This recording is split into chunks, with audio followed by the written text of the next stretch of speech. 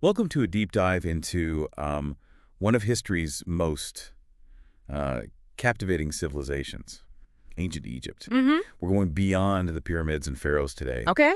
diving into excerpts from Ancient Egypt Curiosities Right. and another book on fascinating Egyptian tidbits. Okay. Get ready to uncover the intriguing details of daily life, Yeah. challenge some common misconceptions, Mm-hmm. and explore Egypt's lasting impact. What always fascinates me Yeah. is how ancient Egypt, despite being thousands of years old, still resonates so strongly today. Right. The sheer scale of their monuments, the intrigue of their beliefs, it all reflects something profound about the human experience. You know, we often picture ancient civilizations as rough around the edges, Yeah. but the Egyptians were surprisingly ahead of their time. Really? One source reveals just how important hygiene was to them. Okay. Imagine starting your day with a salt scrub instead of soap. It does sound strange to us, but they used natron, a naturally occurring salt, as a cleansing agent. Huh. It actually has antiseptic properties, Oh, wow. crucial for preventing infections in that environment. So resourceful. And get this, Yeah. both men and women would shave their heads. Wow. I was surprised to learn that. While practical for the hot climate, this also helped combat lice. Oh, right. But they weren't walking around bald. They were fond of wigs, I often elaborate ones. Okay. And speaking of combining practicality with their beliefs, their use of cosmetics is a great example. This is where it gets interesting, right? Yeah. It wasn't just about vanity. They used cosmetics for sun protection Mm-hmm. and even to ward off insects. Exactly. Kohl, for example, was a dark eye makeup that also shielded their eyes from the harsh desert sun. Wow. And let's debunk a common myth about these iconic pyramids. Hmm. You weren't built by slaves. These were skilled laborers, paid for their work. It really makes you think about the manpower and ingenuity involved, Right. especially without modern technology. Indeed. The construction of the pyramids required advanced engineering. It also reveals a deep understanding of mathematics and astronomy. And here's where the Nile River comes in again. Right. Our sources describe how during annual floods, when farming was impossible, Right. farmers would lend their labor to these massive projects. This really highlights how the rhythm of the Nile dictated so much of their lives, from agriculture to these monumental construction projects. Yeah. Now, shifting gears to their beliefs. Okay. Religion wasn't just something they practiced. Right. It permeated every aspect of their lives. It's almost as if their civilization revolved around preparing for the afterlife. That's a great way to put it. Their entire worldview was centered around the concept of the afterlife. Speaking of which, our sources mention the Book of the Dead. Mm-hmm.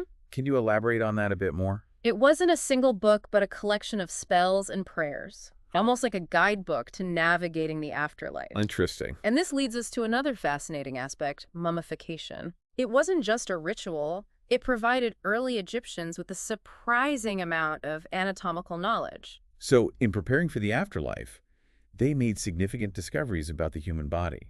That's incredible. Absolutely. The mummification process, while elaborate, Yeah. required a detailed understanding of the human body, Right. contributing to advancements in medicine and surgical practices. Wow. Now, amidst this intricate belief system, one concept reigned supreme: Mat. But It represented harmony and balance and served as the guiding principle for a good and fulfilling life. so how did this concept of mat actually play out in their lives? How do you think this focus on balance impacted their daily routines and societal structures? We'll delve into that next. Mat was woven into the fabric of their existence. Think about the Nile's annual floods. Right. This cycle, though disruptive, brought fertile soil, essential for their survival. Yeah. They saw this as mat in action balance between disruption and abundance. So it wasn't just an abstract ideal, but something they observed in the natural world around them. That's a really interesting perspective. Precisely. And this extended to their societal structure. Okay. The pharaoh at the top Mhm. wasn't just a ruler. They were seen as the guarantor of Mat, Ah, responsible for maintaining balance in the universe, Right. ensuring the sun rose, the Nile flooded, great. and order prevailed. And what about their vast pantheon of gods? Sure. Did Mot play a role there too? Absolutely. They believed in a cosmic order maintained by these gods. Okay, Each deity had a role in upholding Mat. I see. For example, Thoth, the god of wisdom, Yeah. was also associated with writing and knowledge, seen as essential for preserving mud and passing it down through generations. Speaking of knowledge, their writing system, hieroglyphics, was revolutionary. It was. One source reveals an intriguing detail. Okay. Scribes, the keepers of this knowledge, held a special status. Oh, wow. Imagine the skill involved in mastering those intricate symbols. They weren't just transcribing information. They were seen as preserving Ma'at itself. So writing wasn't just practical. Right. It had a sacred element, reflecting this larger concept of cosmic balance. Exactly. And this reverence for knowledge extended to other fields. Okay. Like their impressive advancements in medicine. Remember those skilled surgeons? Well, the mummification process provided them with invaluable anatomical knowledge, Right. showcasing the interconnectedness of their beliefs and scientific discoveries. It makes you wonder if they saw these advancements as part of Ma'at as well. A way to alleviate suffering and maintain balance in life and death. That's a fascinating point. It's easy to impose our modern perspectives on the past. Yeah. Still, it's clear that their pursuit of knowledge and striving for balance permeated every aspect of their society. Yeah. Now, let's shift our focus to their daily lives beyond the pharaohs and pyramids. Okay. What was it like for everyday Egyptians? Yes. I'm curious about the social structure. Was it as rigid as we often imagine? Well, Egyptian society was hierarchical, with the pharaoh at the apex Right. and slaves at the bottom. However, between these extremes were farmers, artisans, scribes, Okay. and a whole host of other professions. And you mentioned earlier that women in ancient Egypt had a surprising degree of freedom. Tell me more about that. Here's where it gets fascinating.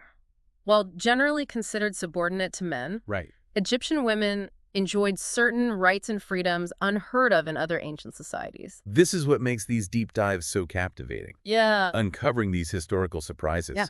Give us the details. What kind of rights did women have? For instance, women could own property, Okay. inherit wealth, Oh, and even engage in business dealings. really? Some worked outside the home, even rising to positions of power.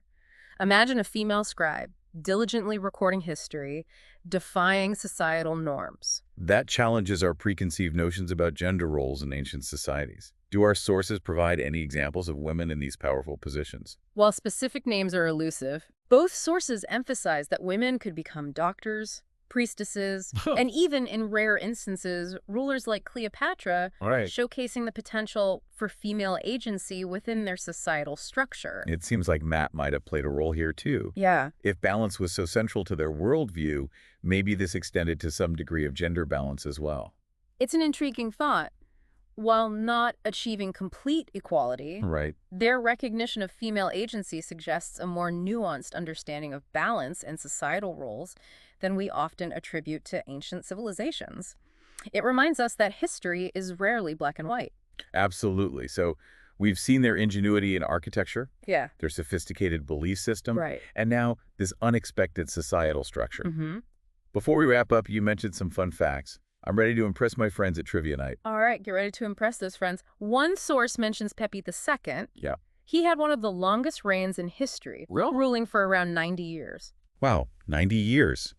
That's longer than most people live today. Imagine the changes he witnessed throughout his reign. Right. Okay, you mentioned board games earlier, Right. and I have to know more. Did they play just for fun? Um, Or was there a deeper meaning there too? It's fascinating how these ancient cultures still resonate with our modern lives. Yeah. They weren't all that different from us. Right. They loved their leisure time. Right. And board games were a popular pastime. Yeah. One game called Senet Sad. was so beloved they even included it in their tombs. A board game in their tombs. Was it just a favorite pastime? Right. Or did it have a religious significance? It's believed that Senet wasn't merely a game. Okay. It held spiritual significance, Oh, possibly symbolizing the journey of the soul through the afterlife. wow. Imagine playing a board game with those stakes. It makes you think about how games, even today, can be more than just a way to pass the time.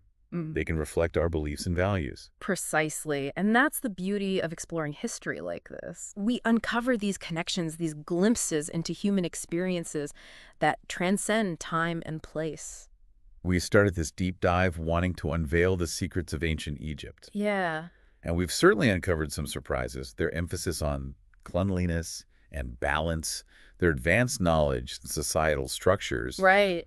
even their love of board games. It's fascinating, isn't it? It really is. We've seen their ingenuity, their artistry, their deep spiritual beliefs, but we've also glimpsed their humanity, their desire for beauty, their fascination with the stars, Right. their understanding of the delicate balance between humanity and nature. And it all circles back to that concept of mat, doesn't it? It does. That striving for harmony and balance in every aspect of life. It's a powerful concept. Yeah. One that feels incredibly relevant even today. It is. And while we can't simply transplant ancient Egyptian beliefs into our modern world, Right. there's a timeless wisdom there worth pondering. As we grapple with our own challenges, climate change, societal divisions, the search for meaning, perhaps reflecting on how the Egyptians approached these big questions through the lens of Ma'at can offer us a fresh perspective. Absolutely. It's been an incredible journey exploring ancient Egypt with you. For our listeners, if this deep dive has piqued your curiosity, I encourage you to delve deeper into these sources and continue to uncover the fascinating connections that bind us across time and cultures. Thanks for joining us on this deep dive.